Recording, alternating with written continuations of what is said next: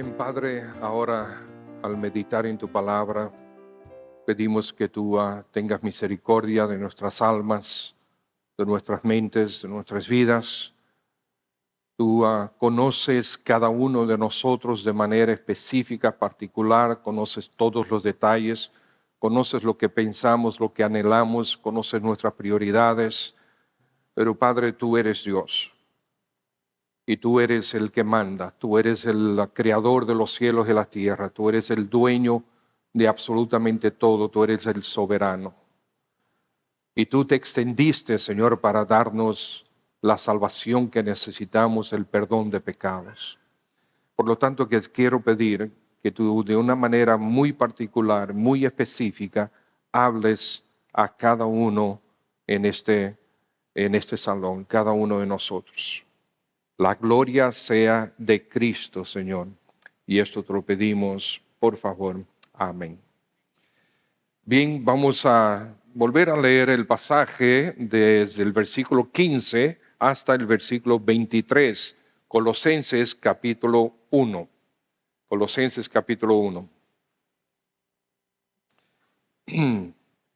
Hablando del Señor Jesucristo, dice así: Él es la imagen del Dios invisible, el primogénito de toda la creación o de toda creación. Porque en Él fueron creadas todas las cosas, las que hay en los cielos y las que hay en la tierra, visibles e invisibles, sean tronos, sean dominios, sean principados, sean potestades, todo fue creado por medio de Él y para Él. Y Él es antes de todas las cosas, y todas las cosas en Él subsisten. Y Él es la cabeza del cuerpo que es la iglesia. Él que es el principio, el primogénito de entre los muertos, para que en todo tenga la preeminencia, por cuanto agradó al Padre que en Él habitase toda plenitud, y por medio de Él reconciliar consigo todas las cosas, así las que están en la tierra como las que están en los cielos, haciendo la paz mediante la sangre de su cruz. Y a vosotros también, que erais en otro tiempo extraños y enemigos en vuestra mente, haciendo malas obras, ahora os ha reconciliado en su cuerpo de carne, por medio de la muerte, para presentaros santos y sin mancha e irreprensibles delante de Él, si en verdad permanecéis fundados y firmes en la fe, y sin moveros de la esperanza del Evangelio que habéis oído, el cual se predica en toda la creación que está debajo del cielo, del cual yo, Pablo, fui hecho ministro.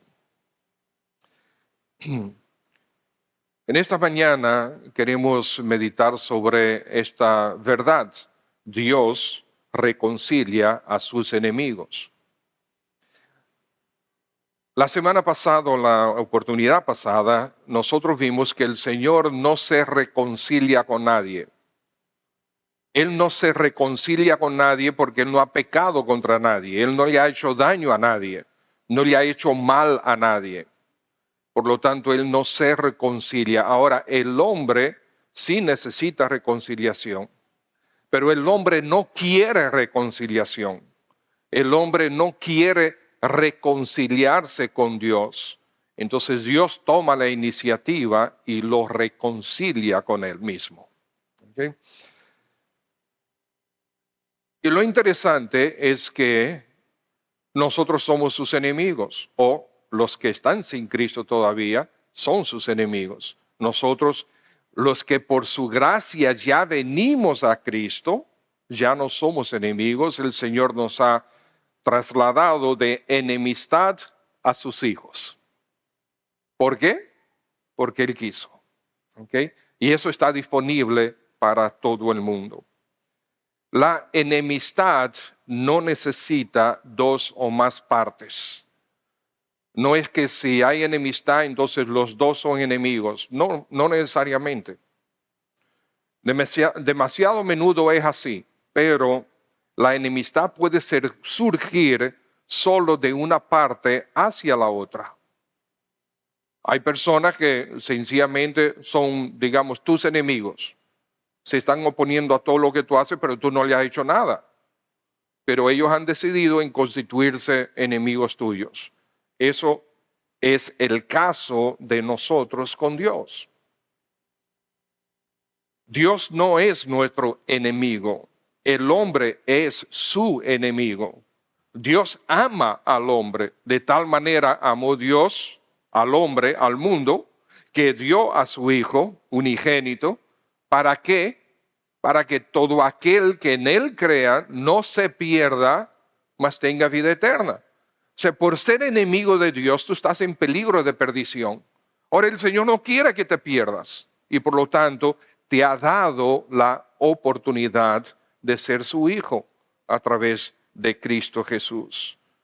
El hombre es quien rechaza a Dios. Y esto se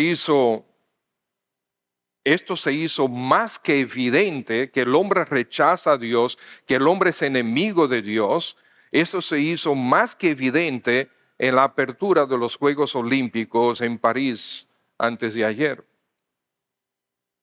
La enemistad hacia Dios se hizo terriblemente patente en esa apertura. ¿Había acaso necesidad de burlarse abiertamente y globalmente del Señor Jesucristo? ¿Había necesidad de hacer eso? No había necesidad de hacer eso. No había necesidad de burlarse abiertamente del Señor Jesús y del cristianismo. Ellos son unos cobardes porque no hacen eso con Mahoma. Es una cobardía clara. ¿No era suficiente ya la muestra de degeneración y cultura de Sodoma que ellos estaban desplegando? ¿Tenían que burlarse del Señor Jesús? Gran parte de la cultura LGBTI++++, más y más y más, entendemos, ellos pueden elegir su vida, nosotros elegimos la nuestra, ellos pueden elegir su vida.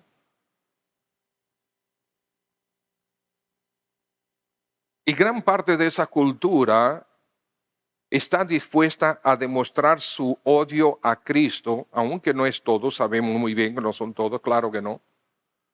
Y los organizadores de los Juegos Olímpicos son más culpables aún que ellos, porque lo permitieron. Ese despliegue de corrupción. En palabras del pastor Sugel Michelin, fue grotesco, blasfemo y nauseabundo. Ahora recuerden, amados hermanos, que el punto de partida de la moralidad no es el hombre, no es la cultura, ni tampoco es la iglesia. Dios es quien establece la moralidad. La moralidad viene de Él. Si fuera verdad que nosotros somos producto de una evolución netamente natural, entonces ¿de dónde viene la moralidad?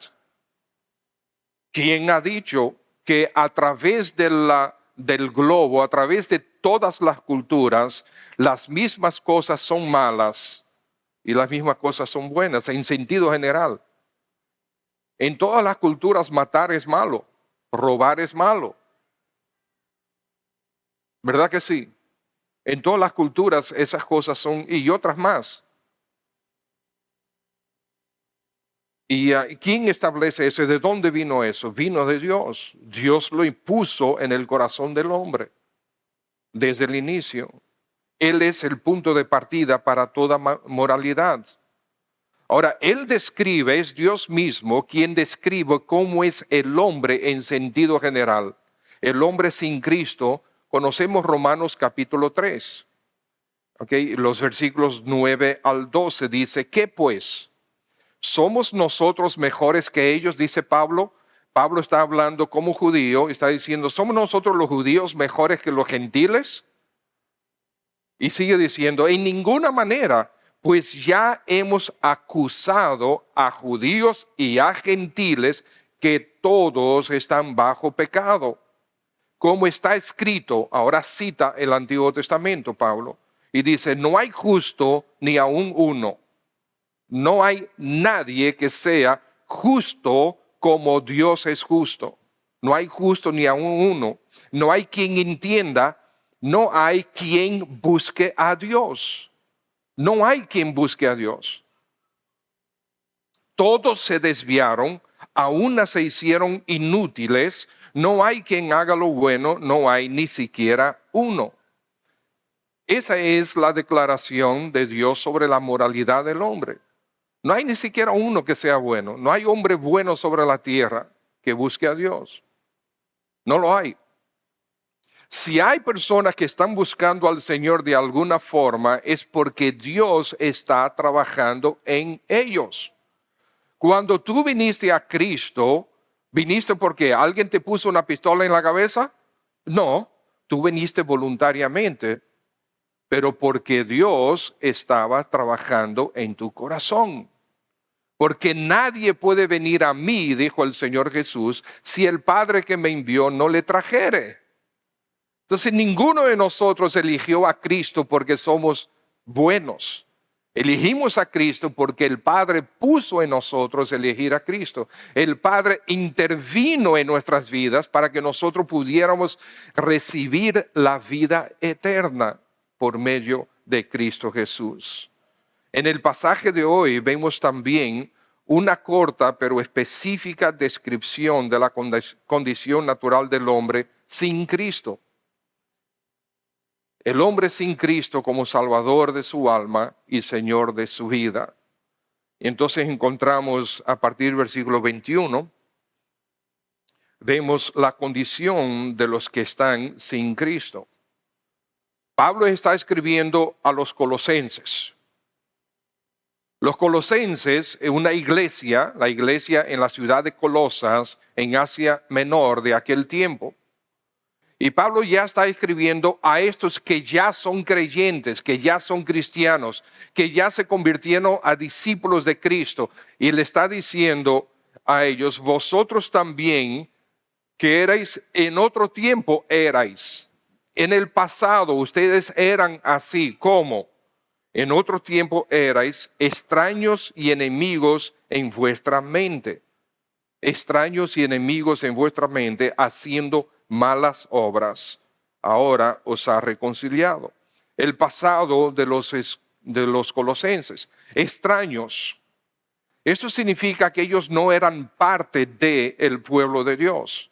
No eran parte del pueblo de Dios. Efesios capítulo 2, versículo 12 dice, en aquel tiempo, ahora Pablo escribiendo a los creyentes en Éfeso, en aquel tiempo estabais sin Cristo, ajenos a los pactos de la promesa, sin esperanza y sin Dios en el mundo. Así estábamos nosotros, ajenos, extraños, es la misma palabra, ajenos de las promesas del pacto de Dios, sin esperanza. Si tú estás aquí esta mañana y no tienes a Cristo todavía como tu Señor, como tu Salvador, ¿qué esperanza tienes?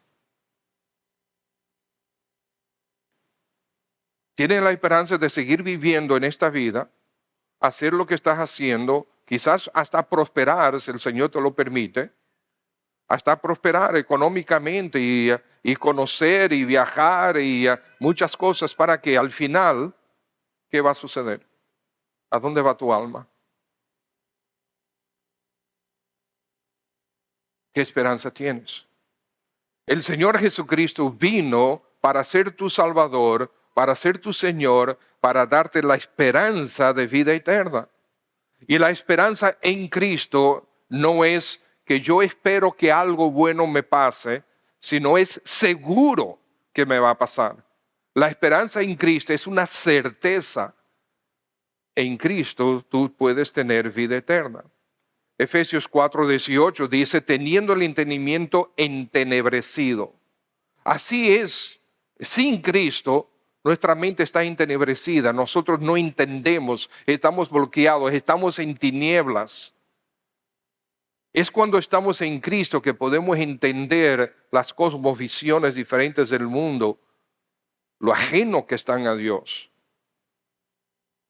Entendimiento entenebrecido, ajenos de la vida de Dios. Otra vez la misma palabra, ajenos, extraños de la vida de Dios por la ignorancia que en ellos hay y por la dureza de su corazón.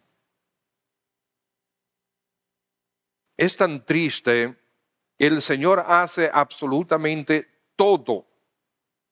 Lo imposible hace Él para que la gente venga a Cristo, pero la gente rechaza a Cristo. La gente toma la decisión de rechazar al Señor. Y dice también el pasaje, enemigos en los pensamientos. En los pensamientos del hombre natural, Dios no es una prioridad. Y aquel que te diga que sí está mintiendo, porque si nosotros vemos el desarrollo de su vida día a día, día tras día, semana tras semana, mes tras semana, mes tras mes, no es verdad que Dios es su prioridad. Tiene otros dioses. Y puede ser que Él mismo sea su propio Dios. Enemigos en su mente. Las cosas que pensamos son ajenas al Señor. Y los pensamientos llevan a acciones. Por eso vimos lo que vimos hace 2 días. Y por eso vemos, lo que está sucediendo en nuestro país, en el país vecino, lo que va a estar sucediendo hoy en Venezuela, lo que está sucediendo en Estados Unidos, es terrible lo que está sucediendo allá. La desintegración de esa cultura es increíble. Y también dice en malas obras, pero malas obras ¿de acuerdo a quién? ¿Quién es que está hablando? Es Dios que está hablando. Malas obras de acuerdo a sus estándares, no es a los míos. Porque ciertamente si nosotros nos medimos el uno por el otro horizontalmente, hay personas buenas y hay personas malas. Ciertamente, horizontalmente sí. Pero ¿ustedes saben quién es que te va a juzgar? No es ningún hombre que te va a juzgar. Nadie aquí en la tierra me va a juzgar a mí, ni a ti. Es Dios que nos va a juzgar. Es de acuerdo a su santidad, a sus estándares, a sus normas, a su ley. Él es que nos va a juzgar. Y cómo Él ve nuestras buenas obras. ¿Cómo ve Él nuestras buenas obras? Bueno, está declarado en Isaías 64:6. Y que dice, si bien todos nosotros somos como suciedad. Wow. Suciedad, de sucio. Todos nosotros somos como suciedad y todas nuestras justicias, o sea, lo mejor que nosotros podemos ser y hacer, todas nuestras justicias son como trapo de inmundicia y caímos todos nosotros como la hoja y nuestras maldades nos llevaron como el viento. Eso es lo que está diciendo el Señor de ti y de mí. ¿Y qué es eso, trapo de inmundicia? Todas nuestras justicias son como trapo de inmundicia. En aquel tiempo, mis hermanos, la medicina no estaba avanzada, no había, ¿cómo se llama? Formas de curar o de poner vendas de una manera correcta. Y lo que ponían es trapos en una herida. La herida se infectaba y ese trapo estaba recogiendo toda la infección, ¿ok? Y cuando quitaban ese trapo, ¿ok? Eso era un trapo de inmundicia. Pero había otra cosa que se llamaba trapo de inmundicia, ¿ok? Que en aquel tiempo no había toallas sanitarias y se utilizaban trapos, ¿ok? Y esos eran los trapos de inmundicia. No te gusta escuchar eso, ¿verdad? Bueno, es así que el Señor ve nuestras justicias. Lo mejor que nosotros podemos ser es un trapo de inmundicia delante de Dios.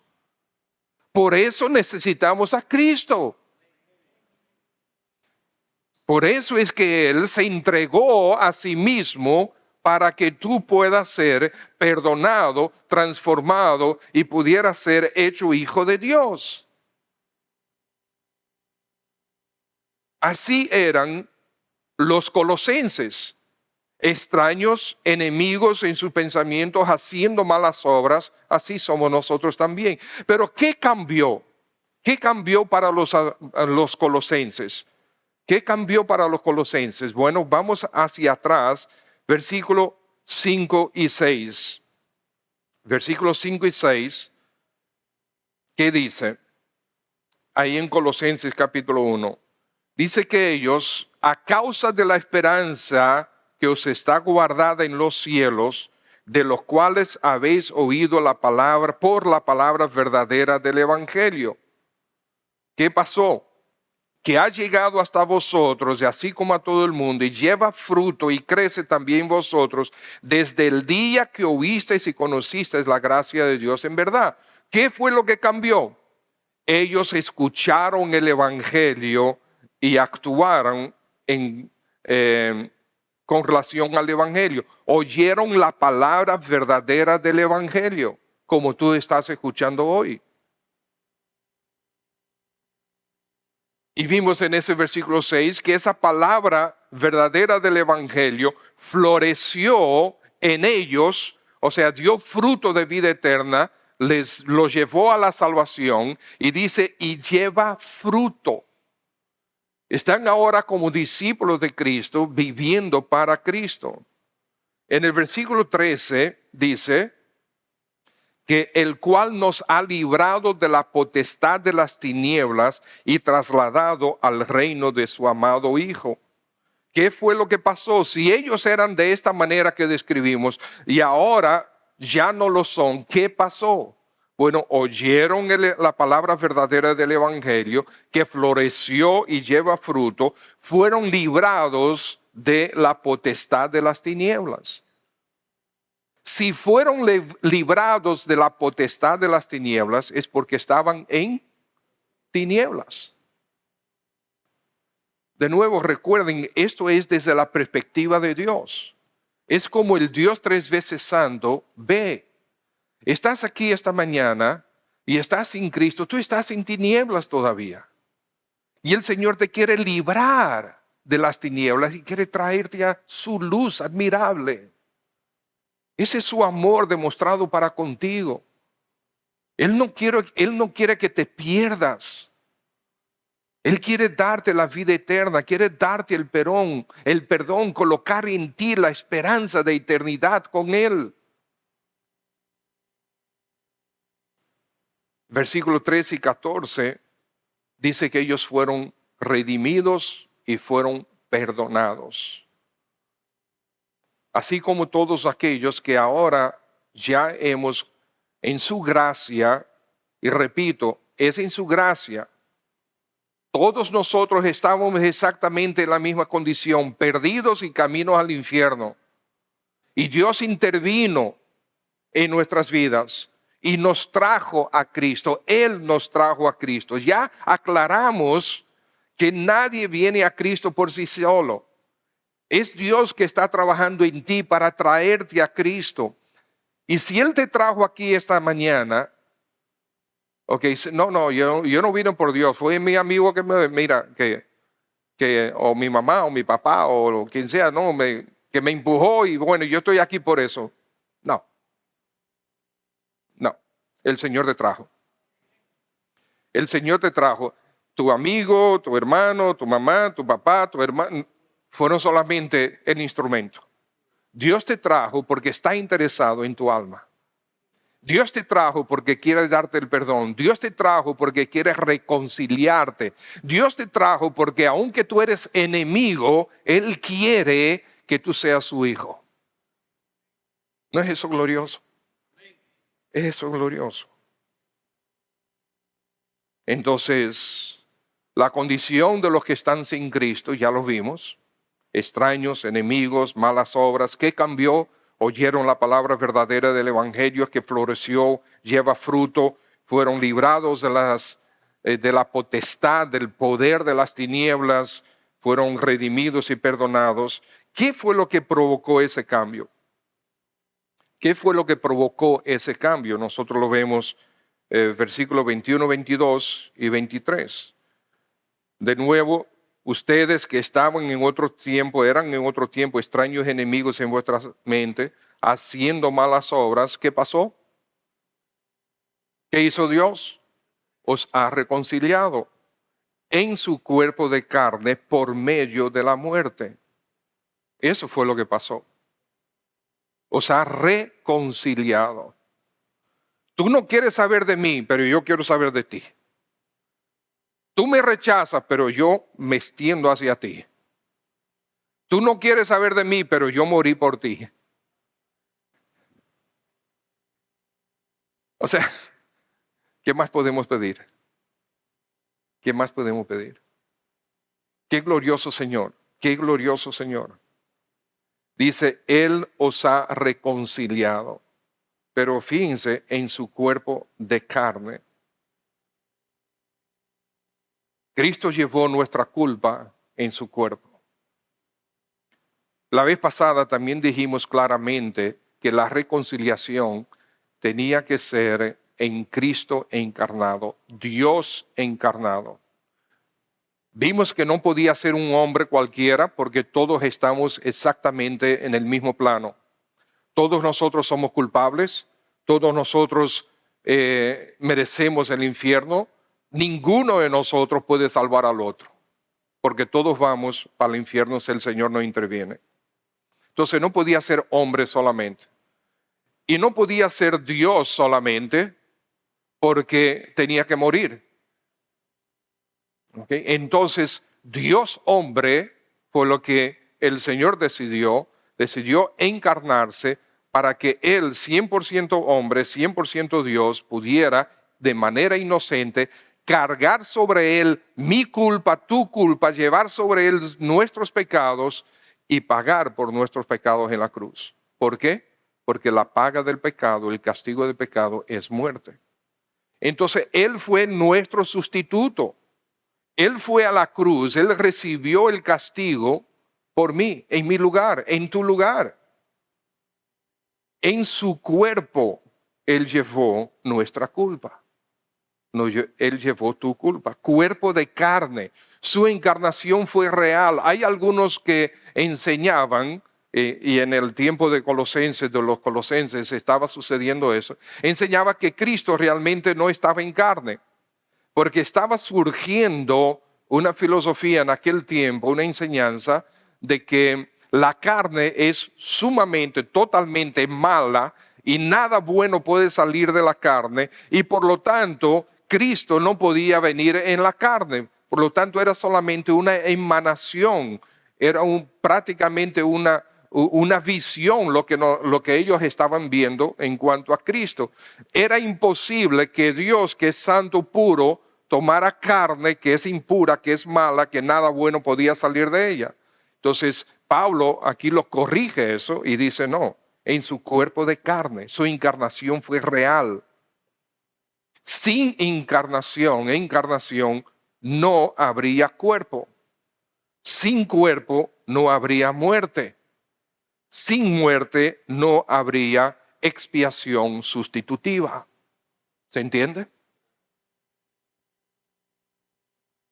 Él pagó por nuestra culpa por medio de la muerte. La paga del pecado es muerte. La paga de tu pecado es tu muerte en el infierno. Pero Cristo pagó por ti para darte vida. Lo que Él quiere es vida eterna para ti, para la eternidad, valga la redundancia, con Él, en gloria. Su muerte fue real. Muchos dicen que Cristo no murió. Y eso fue que Él se desmayó. Algunos dicen eso. Es que no piensa, es que ni siquiera, no tiene ni dos dedos, ni un dedo yo creo que, o sea, se desmayó. Entonces lo cubrieron y lo encerraron, lo envolvieron como una momia, le taparon la boca y la nariz y todo, ¿okay? Y lo tiraron 3 días en una tumba sin respirar, sin que las heridas fueran curadas, ¿okay? Sobrevivió 3 días sin respirar, ¿okay? Y salió, a pesar de estar completamente envuelto, salió así. No crees en el milagro de la resurrección, pero crees en el milagro que él sencillamente pudo salir de esa envoltura. No. Él venció la muerte. Él murió y venció la muerte. Él murió. Y déjenme decirles, hermanos, él murió por todo el mundo, dando a cada uno la oportunidad de ser salvos. Murió por cada uno. Murió por todo el mundo. El mismo doctor John MacArthur dice lo siguiente en su comentario: aunque por medio del sacrificio de Cristo Dios hizo provisión para el mundo, y cita a Juan 3:16 y 1 Juan 2:2, todos serán reconciliados con Dios, todos no serán reconciliados con Dios en el sentido de ser redimidos por medio de la salvación.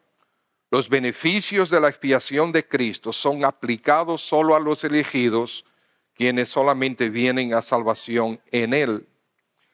Pero es interesante que Él dice, Dios hizo provisión para todos. Y es cierto, fíjense, 1 Timoteo capítulo 2, hay un montón de versículos, hay quizás cerca de 20 versículos que enseñan esta verdad, pero 1 Timoteo 2:4 dice, el cual Dios quiere que todos los hombres sean salvos y vengan al conocimiento de la verdad. 1 Timoteo 1:15, palabra fiel y digna de ser recibida por todos, que Cristo Jesús vino al mundo para salvar a los pecadores, de los cuales yo soy primero. ¿Quiénes son pecadores? ¿Hay alguno que no es pecador? Todos, y el Señor vino para salvar a los pecadores. Hebreos capítulo 2, versículo 9. Para que por la gracia de Dios gustase la muerte por todos. 1 Juan 2:2, que citó también el pastor MacArthur, dice, y Él, Cristo, es la propiciación por nuestros pecados, no solamente por los nuestros, sino también por los de todo el mundo. Y versículos como este hay muchos más en las Escrituras.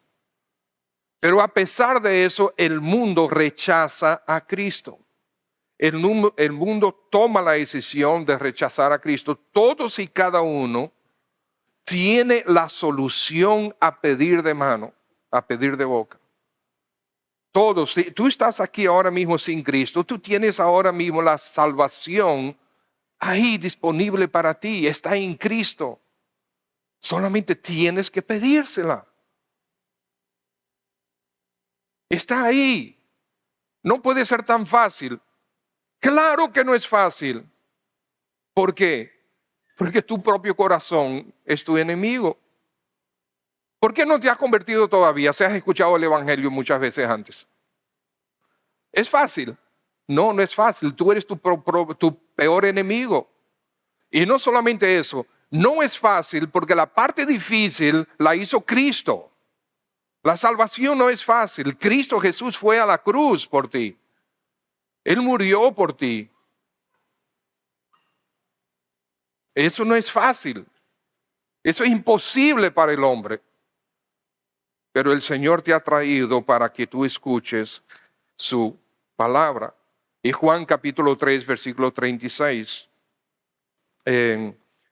también dice, ¿por qué la gente no quiere venir a Cristo?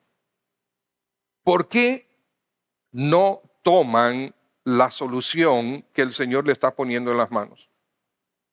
¿Por qué no la toman? ¿Por qué no vienen a Cristo? Cada uno puede ser perdonado ahora mismo.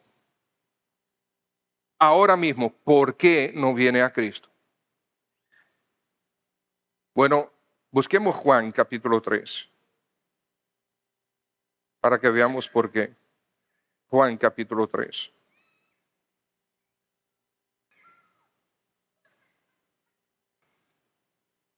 Dice así las Escrituras, versículo 16, que de tal manera amó Dios al mundo que ha dado a su Hijo unigénito, para que todo aquel que en Él cree, cuando dice todo aquel, que está diciendo que cualquiera puede venir, todo aquel que en Él cree, no se pierda el peligro de perdición, mas, por lo contrario, tenga vida eterna. Porque no envió Dios a su Hijo al mundo, ¿para qué? Para condenar el mundo. Cristo no vino al mundo para condenarte, porque ya estás condenado. Él vino al mundo ¿para qué? Para que el mundo sea salvo por Él. Para que seas salvo por Él. Versículo 18. El que en Él cree no es condenado, pero el que no cree, fíjense, en pasado perfecto, ya ha sido condenado. ¿Por qué? Porque no ha creído en el nombre del unigénito Hijo de Dios. Entonces, ¿qué te condena? ¿Es Dios? No, eres tú mismo porque no has creído. Pero tú puedes creer. Y esa es la condenación, versículo 19, que la luz vino al mundo y los hombres amaron más las tinieblas que la luz, porque sus obras eran malas. ¿Cuál era la condición de los colosenses? Extraños, enemigos y haciendo malas obras. Nosotros sin Cristo disfrutamos la vida pecaminosa. Cuando nosotros venimos a Cristo, ahí comienzan los problemas. Los problemas comienzan cuando venimos a Cristo. ¿Por qué? Porque ahora nuestra carne quiere seguir en la vida pecaminosa, pero el Espíritu Santo dice, Y ahí está el conflicto. Y el conflicto. Y después pecamos y que viene sobre nosotros un terrible peso de agonía, de culpa, porque ofendí a mi Salvador. Y en la medida que nosotros vamos creciendo en Cristo, vamos teniendo entonces la victoria. Ahí mismo capítulo 3, versículo 36. Palabras de Juan el Bautista. El que cree en el Hijo, presente, tiene vida eterna. Pero el que, ¿qué? El que rehúsa creer. El que rehúsa creer. O sea, ¿por qué tú no crees? Porque no quieres. Entonces, la decisión es sencillamente vencerte a ti mismo en la gracia de Dios y creer. Recibir a Cristo como tu Señor y tu Salvador. El que rehúsa creer en el Hijo no verá la vida, sino que la ira de Dios está sobre él. Pero eso no es lo que el Señor quiere. Lo que el Señor quiere es que tú creas en el Hijo para que tengas vida eterna.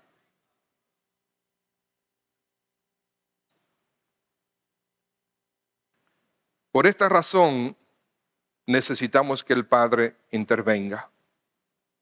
Por eso les dije ahorita, Juan capítulo 6, versículo 44, que dice el Señor Jesús, nadie puede venir a mí si el Padre que me envió no le trajere. Si estás oyendo este mensaje es porque estás interesado en el Señor, muy probablemente. Y si estás interesado en el Señor es porque Dios se interesó en ti primero. Y eso debe salir un aleluya de parte de nosotros. Dios interesado en sus enemigos para salvarlos.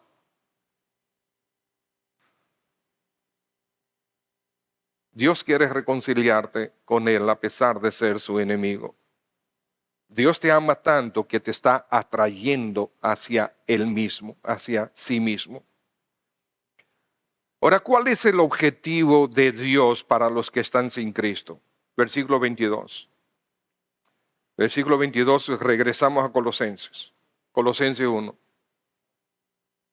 Dice, para presentaros santos y sin mancha, irreprensibles delante de Él. Que ese es el objetivo del Señor. Presentar, o sea, mostrar, colocar, exhibir como si fuera un trofeo, como un triunfo delante del Padre. Quiere colocarte a ti delante del Padre y decir, Padre, lo salvé, es tu Hijo. Presentarte delante del Padre. El presentarte como santo.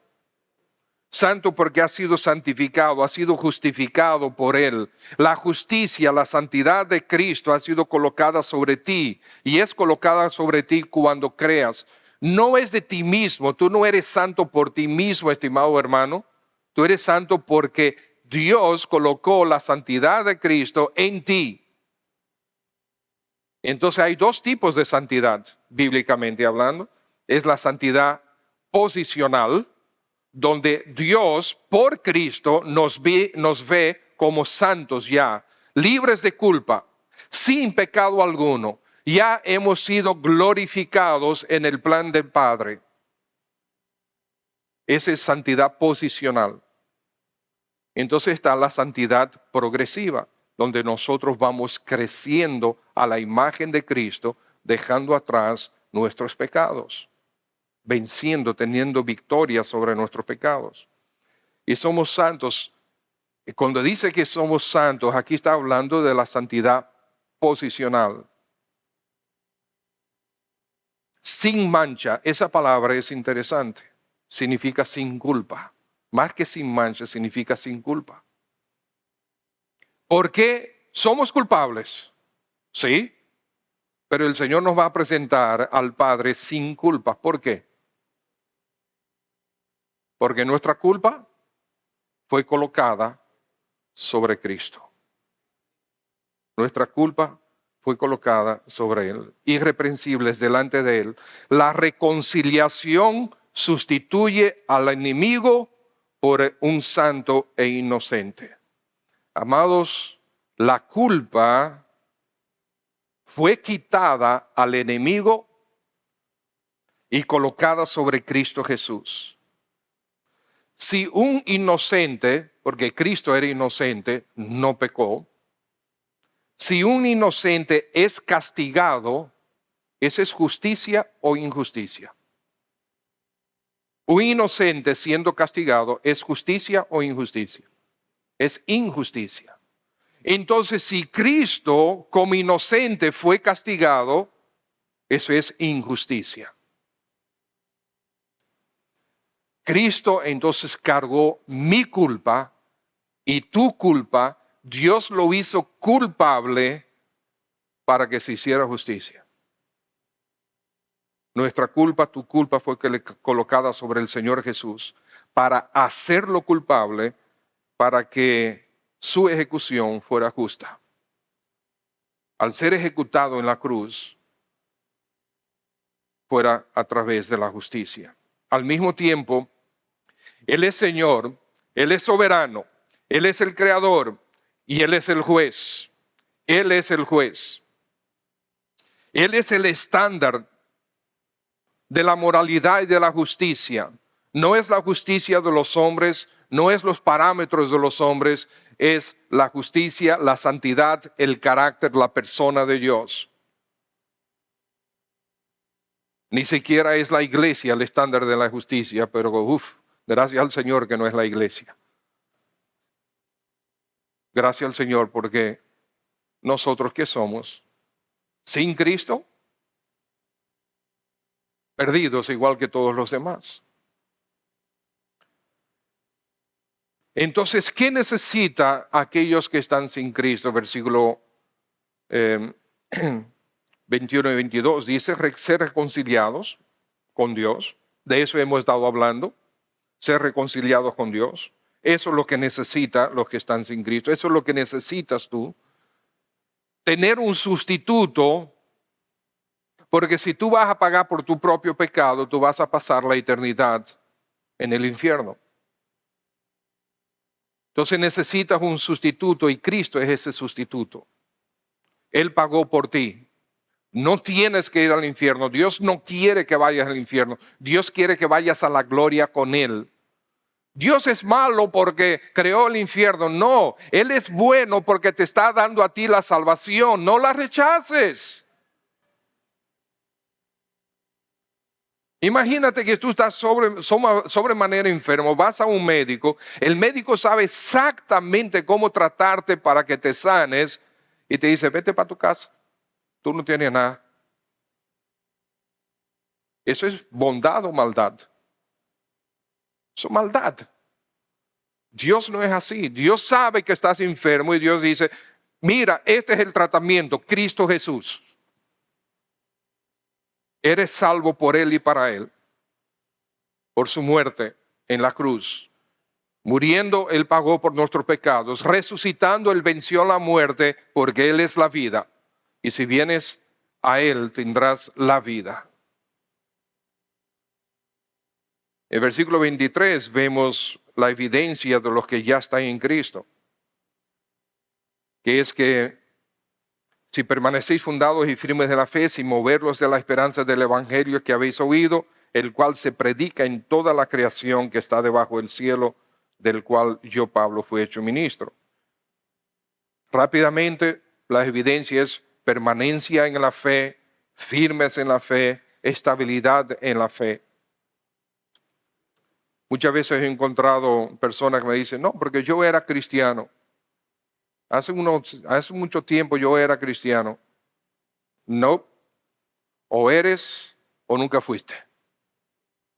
Porque si ser cristiano es que tú recibes la vida, ¿qué? Vida eterna. Si es eterna, no se acaba. Entonces, tú no eras cristiano. Tú o eres o nunca fuiste. El que es cristiano es porque Dios le hizo su hijo. Y si lo hizo su hijo, no es que si tú pecas, te vota como hijo. Te arrepentiste, te recoge como hijo. Pecaste otra vez, te vota como hijo. Te arrepentiste otra vez, te recoge como hijo. No, si tú eres hijo, tú eres hijo. Punto. Fuimos engendrados por el Padre cuando creemos en Cristo. Él es el que hace la obra, no somos nosotros. No es elección nuestra, es elección del Padre, hacerte su hijo. Y por lo tanto, estimados, ¿cuál es la condición de los que estamos en Cristo? Extraños, enemigos, haciendo malas obras. ¿Qué cambió con los colosenses? Oyeron la palabra del evangelio, que floreció y dio fruto en sus corazones, fueron librados de la potestad de las tinieblas, fueron redimidos y fueron perdonados. Igual que tú puedes hacerlo hoy. ¿Qué provocó el cambio? Que Cristo llevó nuestra culpa a la cruz. En su cuerpo, literal. De nuevo, sin encarnación no habría cuerpo, sin cuerpo no habría muerte, sin muerte no habría expiación sustitutiva. El objetivo de Dios para los que están sin Cristo, que es presentarlos delante del Padre, o por Cristo, presentarlos santos, sin culpa, irreprensibles delante de Él. ¿Qué necesidad tú tienes? Necesitas ser reconciliado con Dios. Necesitas un sustituto y Cristo es ese sustituto. Necesitas morir para pagar por tu pecado. Cristo lo hizo por ti, no tienes que hacerlo ya. Sencillamente tienes que pedirle al Señor Jesús que sea tu Señor y Salvador. Vamos a orar. Padre, en el nombre de nuestro Señor Jesús, gracias por lo que tú hiciste por medio de Él. Gracias, Señor Jesús, porque tú decidiste entregarte por nosotros en nuestro lugar. Gracias, Señor, por recordarnos una salvación tan gloriosa. Gracias porque siendo enemigos tuyos, tú viniste a reconciliarnos. Tú diste el primer paso. Tú quisiste traernos a Cristo para darnos salvación, vida eterna, para que siendo enemigos pudiéramos llegar a ser tus hijos y pasar la eternidad contigo. Gracias por una salvación tan preciosa, tan gloriosa. Padre, nosotros colocamos el Evangelio delante de los presentes. La salvación es tu obra. Si tú estás aquí esta mañana y todavía no te has entregado al Señor, ¿no quisieras hacerlo ahora? ¿No quisieras entregarte al Señor Jesucristo ahora?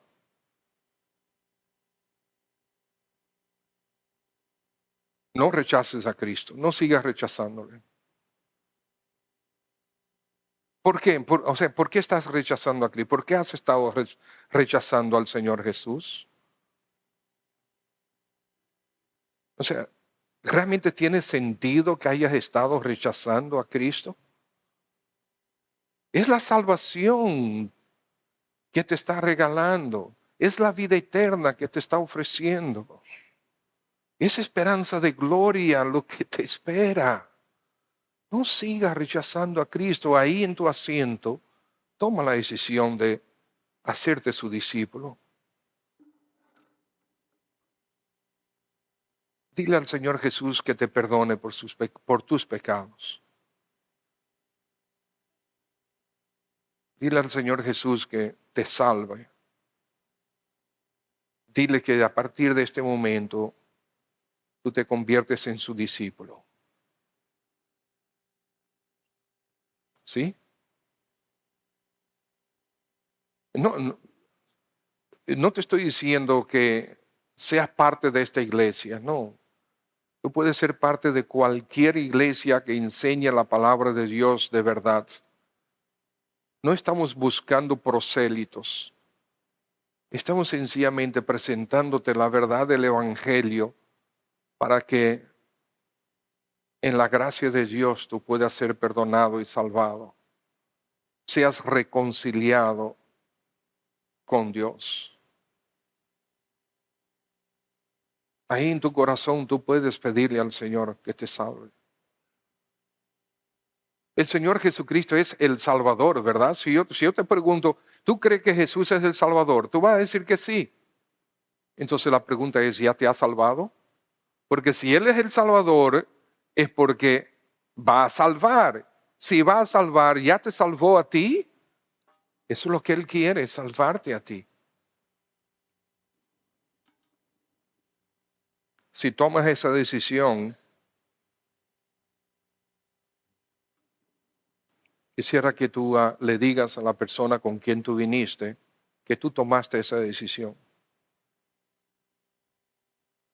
Padre, es para honra y gloria de tu nombre que nosotros predicamos tu palabra y obedecemos tu palabra.